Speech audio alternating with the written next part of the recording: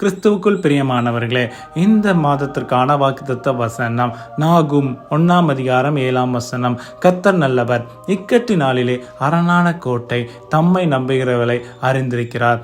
ஆம் பிரியமானவர்களே, ஒரு வீடு இருந்துச்சுன்னா அந்த வீட்டை சுற்றி இருக்கிற கோட்டை செவரு தான் அதுக்கு ஒரு முக்கியமான பங்கு அளிக்கும் பாதுகாப்பில். அதே போல் நம்முடைய தேவன் சொல்கிறாங்க, நம்மளை நம்ம அறிஞ்சிருக்காங்க. நம்ம நினைக்கலாம், ஐயோ ஏசப்பா எனக்கு தெரிஞ்சுக்கல, கர்த்தர் என்னை தேடலை அப்படின்னு.